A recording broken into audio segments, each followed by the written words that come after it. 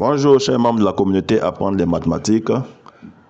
Alors aujourd'hui nous sommes dans le cadre de la correction des exercices sur les matrices dans l'épreuve de logique.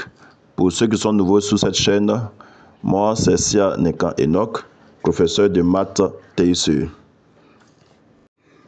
Exercice d'application. Quelle case numérotée complète logiquement la matrice?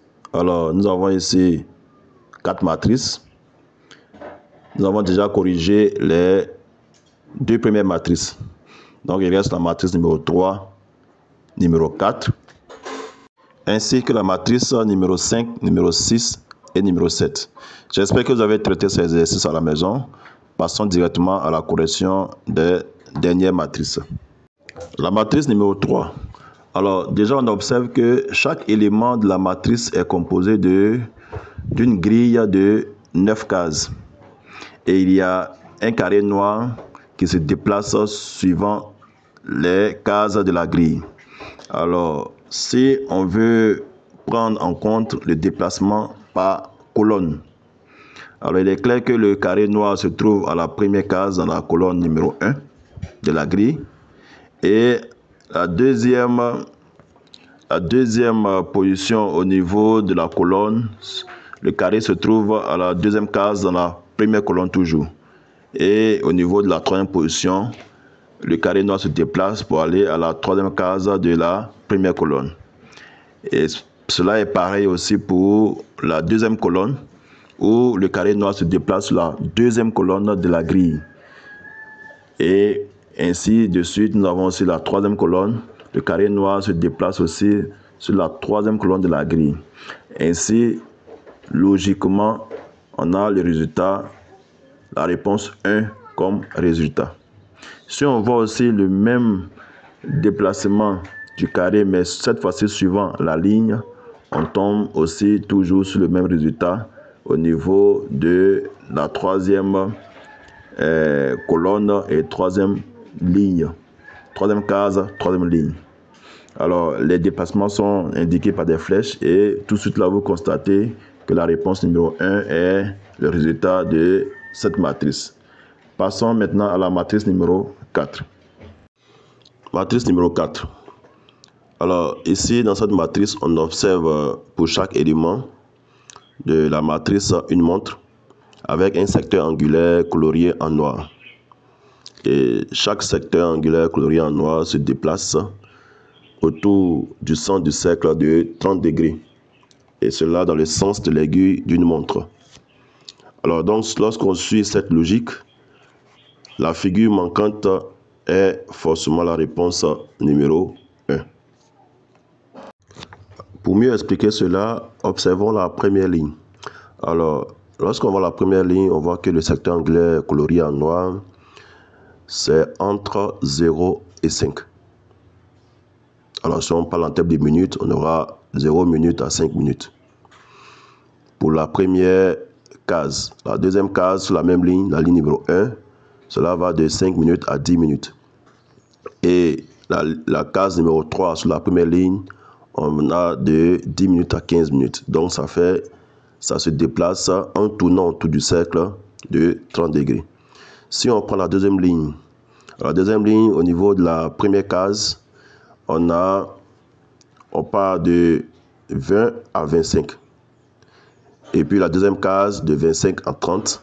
Et la troisième case de 30 à 35. Donc c'est cette logique-là qu'on suit. Et cette même logique sera appliquée à la troisième ligne, là où on part de 35 à 40, ensuite de 40 à 45, et enfin de 45 à 50. Donc la réponse qui correspond à cela, c'est forcément la réponse numéro 1. On passe maintenant à la matrice suivante. La matrice numéro 5. Alors, bien entendu, on observe la matrice numéro 5 et on voit les éléments de chaque case de cette matrice. Et comme on l'a dit précédemment, pour une matrice, on a 9 cases.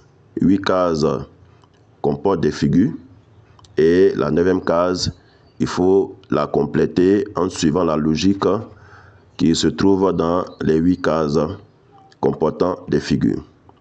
Alors, ce qu'on remarque ici, c'est que il y a des éléments qui apparaissent et disparaissent de case en case. Du coup, on se rend compte que ce n'est pas un déplacement. Donc, cet exercice-là ne correspond pas à la logique d'un déplacement. Nous verrons cette logique ultérieurement et nous reviendrons sur cet exercice. Passons à la matrice suivante. Matrice numéro 6. Alors ici, il faut dire que cette matrice comporte pour chaque case des ronds et des carrés. Alors, on va d'abord observer ligne par ligne, c'est d'une manière horizontale. On va voir le déplacement qu'il y a. Alors, lorsqu'on prend ligne par ligne, on se rend compte qu'il y a un rond de plus et un carré en moins. Alors, on explique. Pour la première ligne, on a 3 ronds, 3 carrés au niveau de la première case. La deuxième case, nous avons 4 ronds, 2 carrés. La troisième case, nous avons 5 ronds, 1 carré. Ce qui fait qu'on a un rond de plus et un carré en moins. Pour la deuxième ligne, on a 2 ronds et 4 carrés. Pour la première case, bien sûr. La deuxième case, nous avons 3 ronds et 3 carrés. Et puis la troisième case, nous avons 4 ronds et 2 carrés. Ça fait toujours un rond de plus et un carré en moins. Donc, quand on suit cette logique, la troisième ligne, on a 1 rond, 5 carrés. On a 2 ronds, 4 carrés. Donc, forcément, la dernière case, qui est la 9e, sera 3 ronds, 3 carrés. Et notre réponse sera 3 ronds, 3 carrés. On va vérifier la même chose aussi pour les colonnes, d'une manière verticale. Et la manière verticale, on se rend compte qu'il y a un rond en moins et un carré en plus. Donc, pour la première colonne, on a 3 ronds, 3 carrés pour la première case, 2 ronds, 4 carrés pour la deuxième case, 1 rond, 5 carrés pour la troisième case. Pour la deuxième colonne, on a 4 ronds, 2 carrés pour la première case, on a 3 ronds, 3 carrés pour la deuxième case et 2 ronds, 4 carrés pour la troisième case. Et la troisième colonne, on a 5 ronds, 1 carré pour la première case, 4 ronds, 2 carrés pour la deuxième case. Donc, si on prend ce même principe, cette même logique, avec un rond en moins et un carré en plus, on aura forcément 3 ronds et 3 carrés pour la troisième case, d'où la réponse numéro 2. Passons maintenant à la dernière matrice. Matrice numéro 7. Cette matrice comporte, comme toutes les matrices, 9 cases, et dont 8 qui contient des ronds. Alors, il y a un rond blanc, un rond gris, et puis 5 ronds noirs pour chaque case. Maintenant, c'est le déplacement qui nous intéresse ici, parce que c'est un cas de déplacement. Alors, pour le rond blanc, on se rend compte que d'une manière horizontale, le rond blanc, il tourne dans le sens de l'aiguille d'une montre. Alors que le rond gris tourne dans le sens contraire de l'aiguille d'une montre.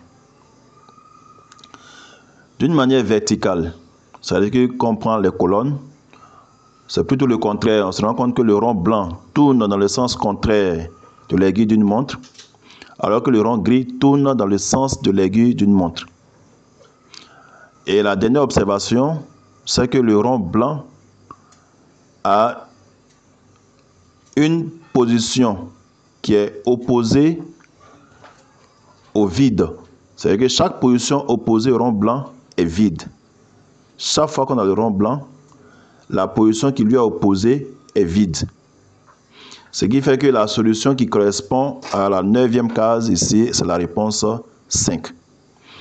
Alors, chers membres de la communauté Apprendre les mathématiques, ainsi prend fin la série d'exercices d'application sur les matrices, première partie, dans le cadre de la logique de déplacement.